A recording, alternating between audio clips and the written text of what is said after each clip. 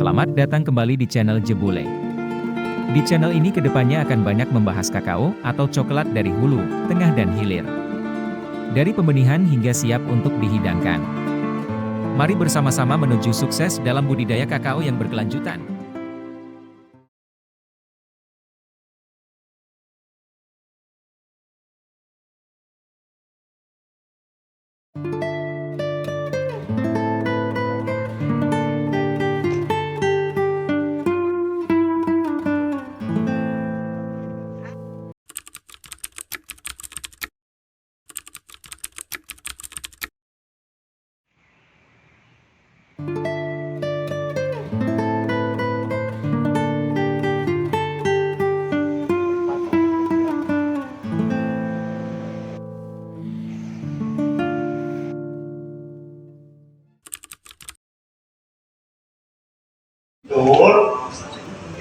Pelajari itu hal-hal yang bisa mendongkrak kondisi kebun Anda.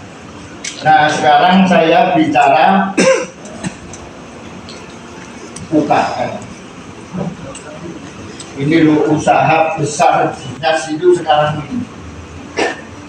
Sekarang tadi kan saya sampaikan petani itu hanya petani.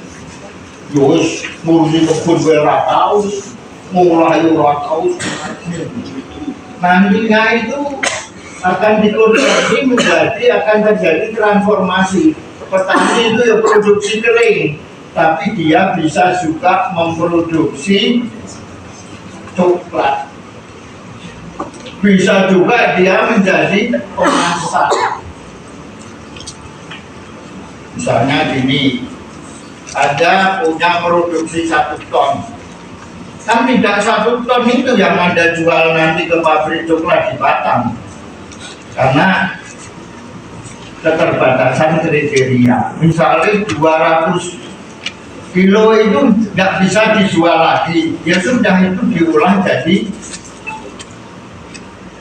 makanan coklat yang memenuhi kriteria untuk pembeli-pembeli yang memang kesenangannya baru di situ. Kan orang Jawa suka gitu, kalau beli itu dodo mentok bruto juga ke tamu.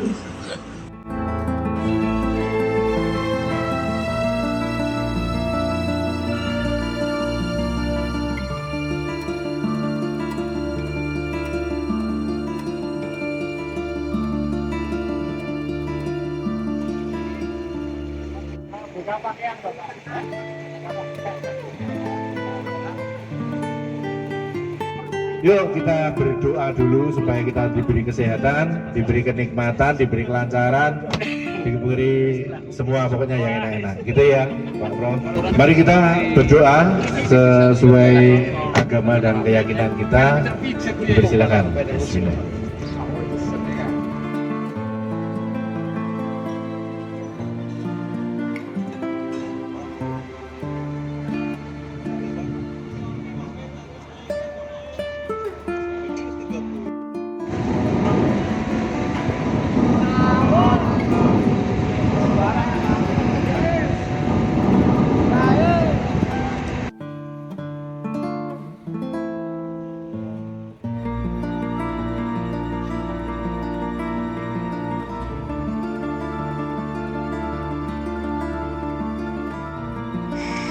Jam 5.43 masih pagi, masih gelap.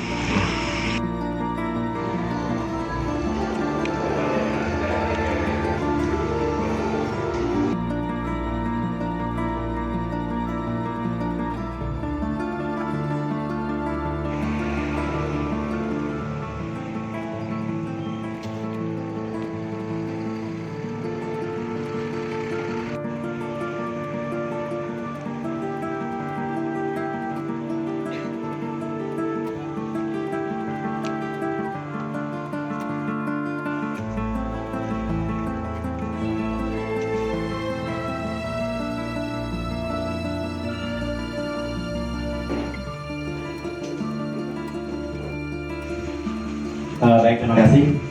Selamat pagi kita semua. Assalamualaikum warahmatullahi wabarakatuh. Mohon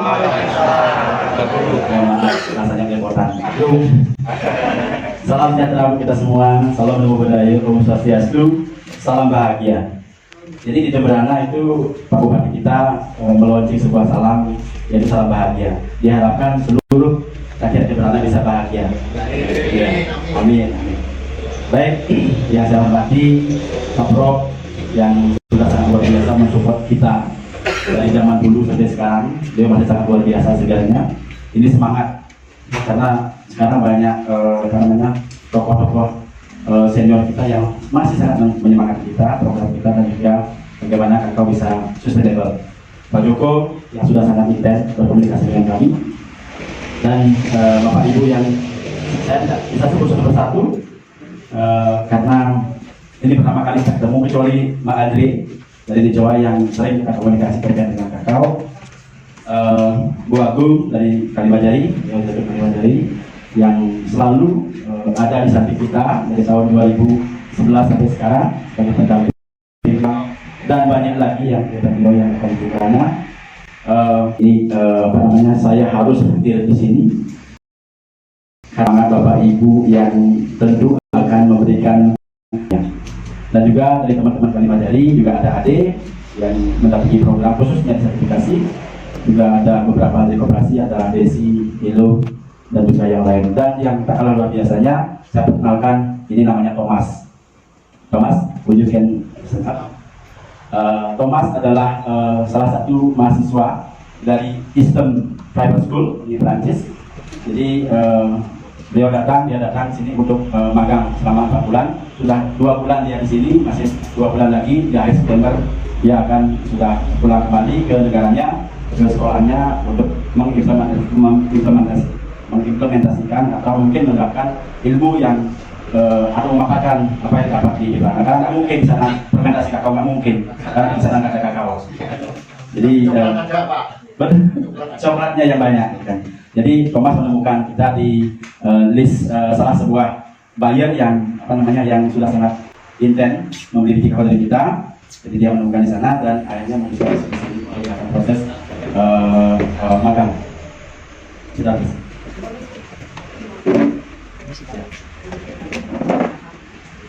Ya, setelahnya.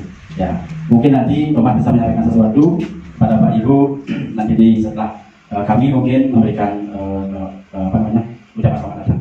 Baik Bapak Ibu yang saya hormati, Pak Prof, Pak Joko, dan Pak Ibu sekalian, selamat datang kami ucapkan di Koperasi Kakao Kedua Sama Samandio. Mohon maaf sekali atas keterbatasan tempatnya yang masih sangat sederhana. Jadi untuk ruangannya masih sangat sumpah. Walaupun ada AC masih mati Bu, Bapak. Mohon maaf, AC-nya masih mati gitu kan. Kita masih menunggu support dari Kalimajari untuk mencegah AC kita. Jadi benar. Jadi ini tidak menyebabkan semangat kita semua. Jadi mohon maaf lagi.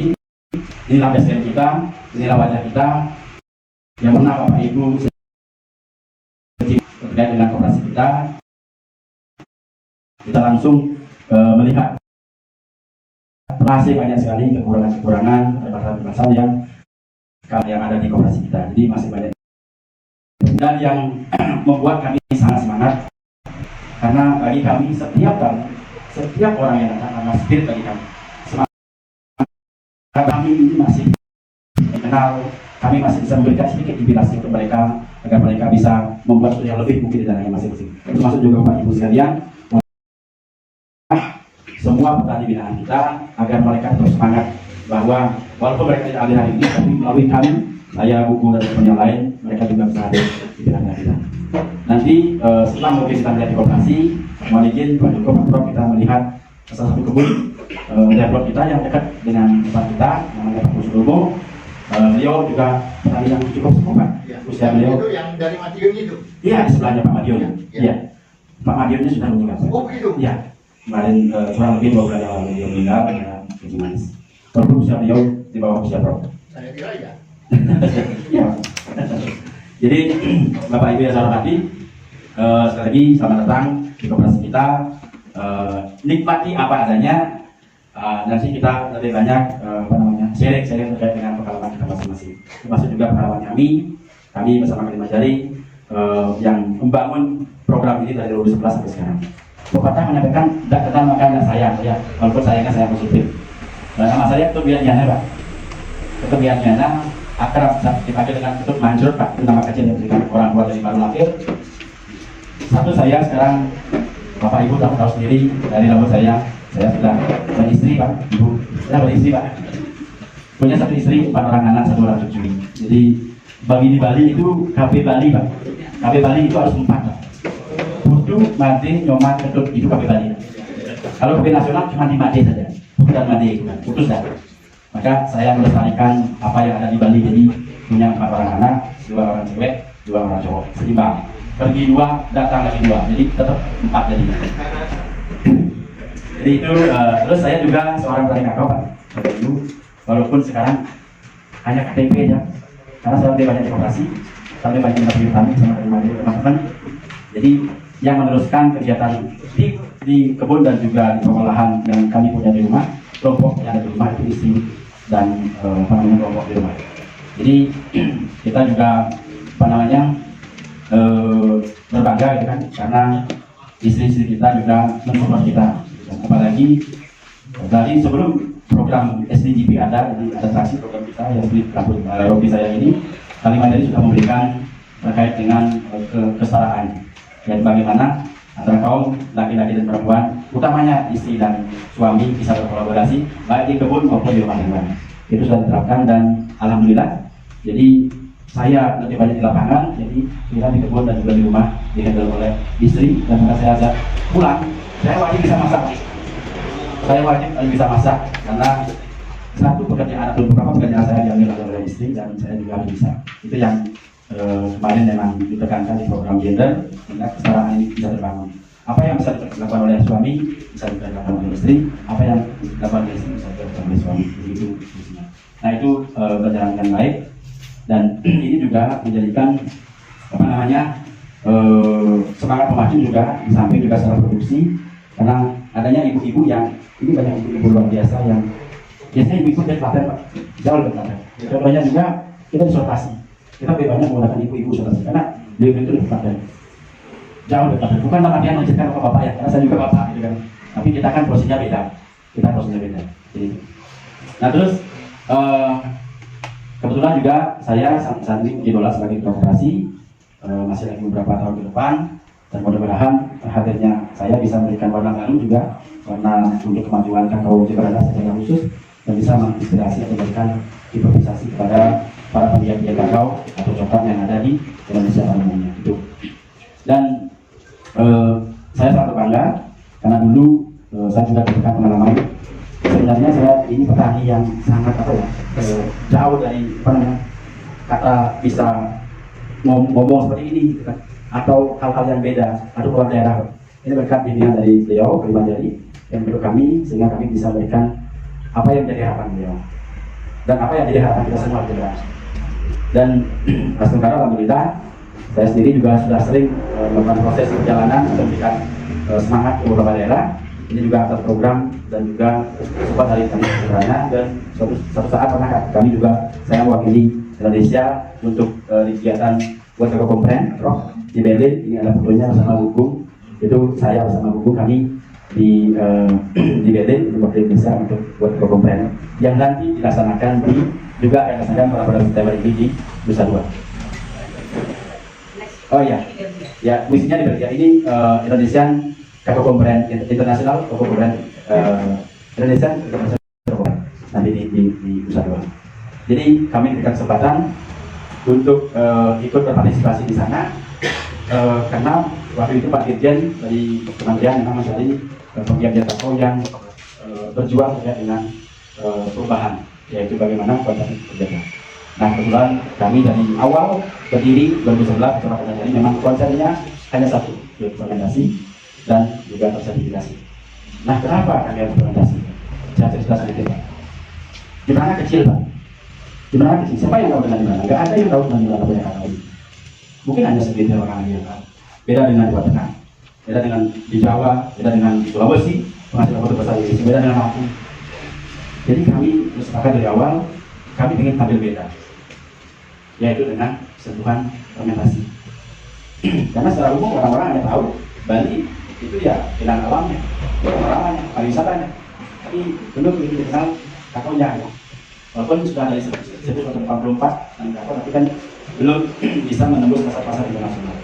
Nah, akhirnya kami ingin memberikan sesuatu yang beda sehingga bisa dikenal oleh yang minimal tetangga, dan syukur-syukur akhirnya sampai dikenal oleh beberapa negara dan beberapa penghasil kakao coklat terkenal di dunia. Itu harapan kami.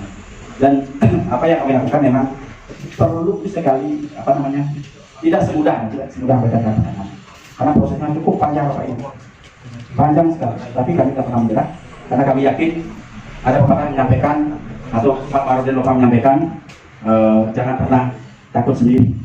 Bila mana kau yakin dengan sendiri itu benar. Dulu kami berdua presentasi siapa, tidak ada yang menghargai. Ini sejarah saksi hidup beliau, karena kami berdua sama beliau dulu. Kami mengemis ke beberapa, ya mohon maaf agak sedikit, datang ke beberapa buyer untuk menawarkan produk fermentasi, tapi secara umum buyer menolak. Ngapain kalian swasta fermentasi? Apalagi itu sertifikasi. Kalian akan buang-buang energi, buang-buang uang.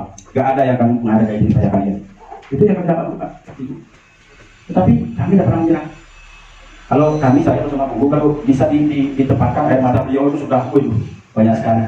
Perjuangan kami memang penuh. Kalau dibilang keringat dan air mata, walaupun saya nggak pernah nangis. Jadi gitu, akhirnya karena perjuangan kami yang pertama sekali menghargai program kita adalah PT Papadaya dari Kalbut di Bandung. Jadi yang pertama sekali membeli biji kakao kita yang secara fermentasi dan tersertifikasi WOTS seperti itu. Nah akhirnya itu kejadiannya 2013 dan akhirnya di 2013 juga Corona yang sedang melalang buana ke berbagai negara di Indonesia sudah sudah mau mencari biji-biji kakao yang mereka harapkan. Dan sebelum mereka pulang, mereka menemukan list kita di UNS, sertifikasi yang saat ini sudah tidak ada, sudah merger dengan Red Forest. Dulu Red Forest dan UNS beda. Red Forest itu pasar-pasarnya ada di Amerika, UNS ada di Eropa. Jadi sekarang mereka sudah merger jadi satu, yaitu nama Red Forest Lion. Red Forest Lion dulu. Nah, cuma bedanya dulu Red Forest waktu tanpa merger dengan UNS kakinya cuma 3. Saya nggak tahu filosofinya. Dan kodoknya juga gebuk seperti saya. Dan setelah kodoknya lebih kurus, di Thomas, kakinya ada tambah lagi 1. Entah kakinya kembali di mana saya nggak tahu. Jadi sekarang merger dengan jadi itu, UNS ini memberikan semangat juga bagi kita karena UNS ini berarti baik. UNS ini berasal dari suku kata dari suku Maya yang artinya baik. Yang intinya kita ingin baik secara on-farm, benefit sosial dan juga bagaimana lingkungan juga berjalan dengan baik. Di UNS ini sangat kompleks sekali. Bagaimana kita tidak boleh memperkerjakan anak-anak, ibu hamil, deforestasi dan sebagainya. Banyak sekali, terutama penggunaan bahan kimia yang di luar ambang batas mereka. Ada ambang batas. Nah dari sanalah kita belajar bagaimana kita memulai dengan organik. Yang akhirnya kalau demi berjalan, kita akhirnya mengadopsi sertifikasi organik. Sekarang kita pegang sertifikasi organik USDA dan EU. USDA itu Amerika, EU itu Eropa. Jadi ini yang menginspirasi kita. Dari awal kita mencoba, kenapa sih kita tidak mencoba untuk mengurangi bahan kimia, karena itu juga bukan semata-mata yang menyehatkan para buyer kita, para konsumen kita, tapi juga akan menyehatkan kita sendiri. Itu intinya.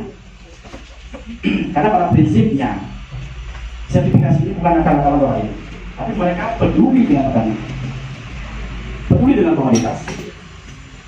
Contoh Parona saja. Parona yang saya cerita kembali, itu kan yang menemukan list kita di pos itu kan akhirnya memutuskan untuk datang di Jemberana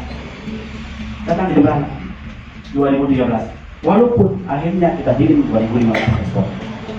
Karena proses yang pertama Parona minta single origin by satu kelompok tani yang kita sebut Subabian di Bali. Single origin by satu Subabian. Tapi kita nggak mungkin bisa produksi satu kontainer di satu Subabian. Akhirnya kita negosiasi lagi, terus Parona minta melalui perwakilan Pak Bidang Desmet, dan beberapa juga ada orang-orang yang di Prancis yang ada di Indonesia, ada Thomas juga namanya, juga Thomas Infante, ada juga Pak Marco. Pak Marco kebetulan sebagai konsulat kehormatan Prancis. Jadi kita berkomunikasi Akhirnya kita sepakat kirimkan sampel separuh.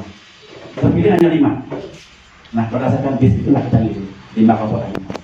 Walaupun sekarang kita sudah bisa setarakan semua produksi kita sama dengan apa yang menjadi permintaan mereka. Jadi prosesnya cukup panjang, 2013 sampai 2015. Karena sepanjang ini juga kita berpikir terkait dengan ekspor, Pak. Karena ekspor itu suatu hal yang apa ya, tertinggi bagi kita. Nanti dia jelaskan juga. Karena pada saat kita diberikan perhatian ekspor oleh LPEI, Lembaga Pengembangan Ekspor Impor Indonesia, itu namanya Pak Haji Ramal memberikan materi waktu itu, katanya kalau salah gizi dan koma bisa nggak dibayar kita. Nah, alangkah takutnya kita. Tetapi teman-teman LPEI waktu itu membantu kita sehingga kita bisa berani ekspor 2015 dan ternyata kaitan saja. Waktu itu kita masih menggunakan PH3 karena kita belum punya legalitas secara legalitas ekspor.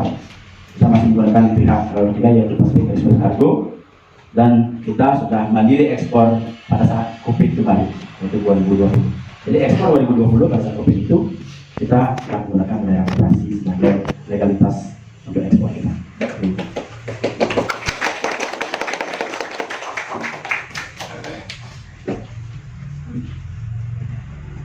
Baik, Bapak Ibu sekalian, saya dapat isikan halus dari beliau. Jadi biar apa namanya sambil kuliah ini baru datang karena beliau harus masuk anaknya gitu. Tinggal istrinya bukan menikah tapi tinggal bekerja sama istrinya. Jadi baru datang, jadi saya menunggu. Mungkin kami berikan kesempatan dulu kepada Pak Joko atau Pak Prof untuk menyampaikan terkait dengan apa sih tujuan. Saya sampai lupa, saking semangatnya, mohon maaf. Saking semangatnya saya lupa itu sekalian, jadi saya akan mengingat Pak Joko, juga Pak Prof untuk menyampaikan maksud dan tujuan dan harapan juga dari kegiatan ini. Terima kasih.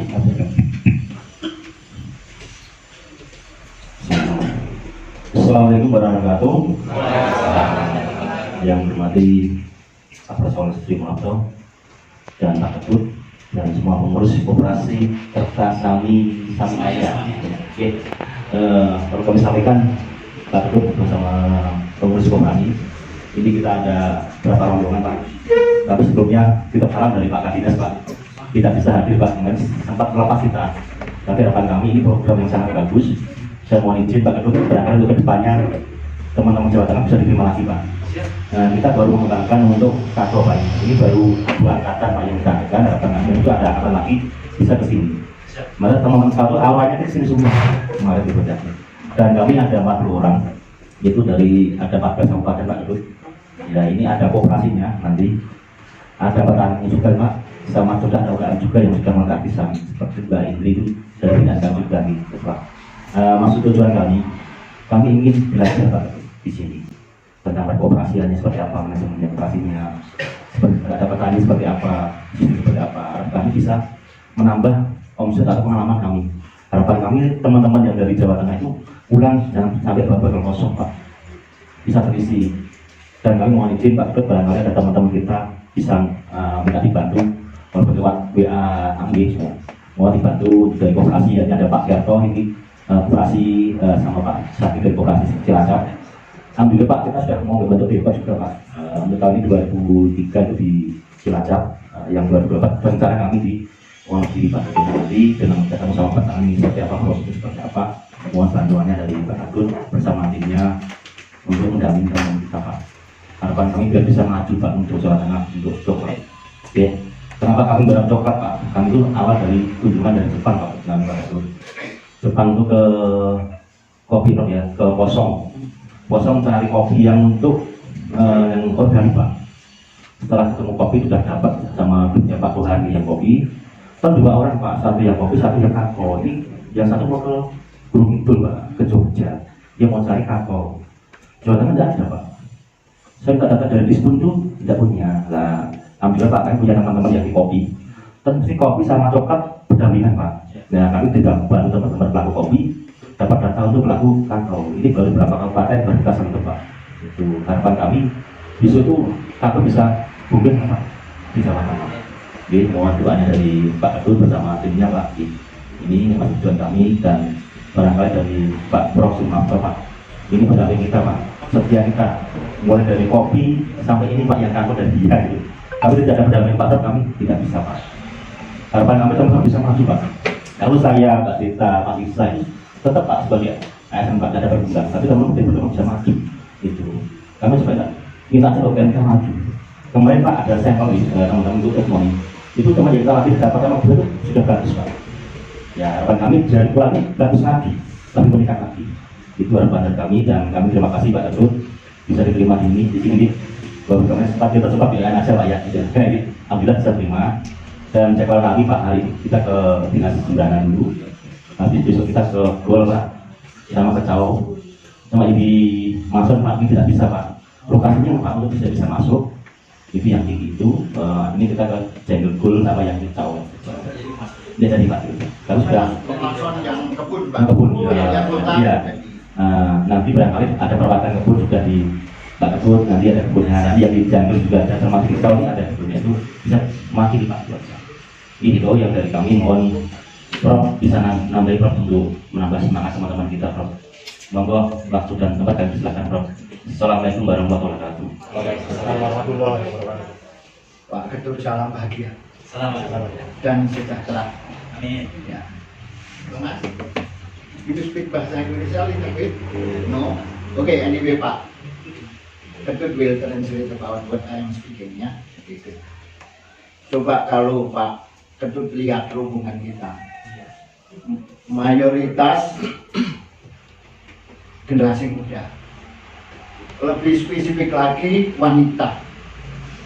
Bagaimana kita sangat menghormati gender wanita ini Pak. Dan dari hasil evaluasi saya yang wanita ini lebih tangguh, lebih tangguh. Ya. Sebagai contohnya partner penjenengan Ibu Andri, mana Bu Andri? Ya. Setahun yang lalu beliau itu berlatih di tempat saya mengenai buat coklat. Beliau tanya, produknya gimana Pak produk saya? Partner saya itu dari Jemberana. Agak kaget ini. Mengapa orang Jawa Tengah cari bijinya sampai ke Jemberana? Berarti di Jemberana itu ada something spesial yang harus kita pelajari. Makanya pergilah kita ke sini Pak, jauh-jauh pagi malam. Naik bis hampir 13 jam. Sebagian besar itu tidak tidur Pak, membayangkan bagaimana besok saya ketemu Pak Ketut. Ternyata masih sangat hebat. Pak Ketut Agung CS ya, kawan saya yang sejak lama, dulu bukan Agung tapi ya. Karena di Bali pada umumnya kita punya subak apian namanya. Subak apian itu kan sistem pengairan. Itu khusus untuk di sawah. Tetapi kalau apian itu tegal ke kebun maksudnya. Kebun tegal bahasa Bali. Apian itu kebun, jadi subak apian itu khusus yang menangani kebun. Jadi itu. Jadi di petani itu mengumpulkan biji di masing-masing subak apian atau di subak apian itu mereka punya UPH. Dikumpulin di sana biji basah, terus selanjutnya biji basah diangkut ke koperasi. Jadi unit prosesnya ada di koperasi. Apa? Betul. Satu subak apian itu berapa anggota petaninya?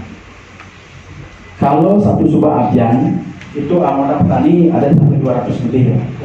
Sorry ya. Ya, tetapi yang itu program tidak semua, karena tidak semua punya kakao, gitu kan. Tidak semua juga mau berubah, gitu. Jadi kita yang kalau untuk program ini, terutama di koperasi ya, mereka yang mau berubah dan yang mau menjadi anggota kita juga. Nah terus di subak apian ada unit proses, tadi yang basah prosesnya di koperasi. Nah terus kalau yang kering juga sama prosesnya. Nah, petani mengumpulkan biji kakao basah di tingkat subak apian, disortasi awal basah, diproses di sana di unit prosesnya ini, proses fermentasi, perbalikan selama 5-6 hari, terus pengeringan di sana, sortasi di sana tingkat pertama, setelah operasi packaging dikirim ke koperasi. Bukan dikirim, tapi kita yang mengambil. Ini salah satu pelayanan kita. Nah, setelah sampai di koperasi, kita setarakan semua. Artinya kan sortasi di tingkat UPH kadang-kadang kan masih ada juga yang ikut mungkin di DPP atau mungkin di pecah atau mungkin di berkecamatan. Jadi kita serahkan lagi, kita sortasi ulang lagi di koperasi, baru di packaging, dan baru kita melakukan proses penjualan ke lokal Bali, Indonesia ataupun ke internasional. Jadi itu. Dan di sini memang bagaimana kita memaksimalkan para petani perempuan dan juga petani muda kita. Kami juga di sini sedang dan terus menggalakkan atau meningkatkan minat petani muda untuk meregenerasi. Kalau di kakao ada permajaan, Pak ya, permajaan yaitu menggantikan yang lama dengan yang baru. Tapi di petaninya juga harus regenerasi. Karena mungkin kita selamanya kita yang semakin tua harus diremajakan, diregenerasi dengan yang baru, dengan petani-petani muda. Itu yang jadi kita optimalkan mereka dan setelah kita melakukan proses pelatihan setahun minimal, lalu kita datangkan ke badan sertifikasi, yaitu lembaga sertifikasi yaitu Kontrol Union. Kita dapatkan, baru kita diaudit. Nah, di sana ada kode of conduct, ada 4 bab. Sekarang ada 4 bab. Masih bisa berubah, Bu. Dan ada 170 ya. 115 pasal. Itu harus terpenuhi, walaupun sebenarnya itu semua yang kita lakukan di kebun. Contoh pemangkasan, pembuatan lora, penyemprotan, pemupukan dan lain sebagainya kan. Itu semua kita lakukan di kebun. Cuma harus tercatat dan juga legalitas terkait dengan kebun. Terus pelatihan-pelatihan apa yang sudah didapatkan itu ada di Kota Kondak yang RI. Biayanya, Pak? Kalau biaya kurang lebih kalau untuk RI ini kembali kepada jumlah petani dan juga jumlah kelompok taninya. Itu biayanya. Kalau kemarin di awal kita 60 jutaan. 60 juta. 60 juta ya. Dalam jangka waktu berapa, Pak? Bapak lihat. Jangka waktu setahun kan? Setahun. Nah, Setahun harus perpanjang lagi. dengan 60 juta itu udah mengkerut, Pak. Mengkerut itu artinya udah mau semangat terus. Yang penting kita bawah itu ada pelajari prosesnya. Ya. Nanti kita bisa belajar ke Bu Agung. Bu Agung mungkin Pak Joko berkenan ngundang ke Cilacap apa itu. Tadi terus beliau itu tanya, datangkan Bu Agung itu mahal enggak? Setahu saya Dibayar, Pak. oh gitu. Berapa datangkan Bu Agung ke sana? Biaya Tidak akomodasi. apa-apa kalau petani kita minta. Sekolah itu mahal.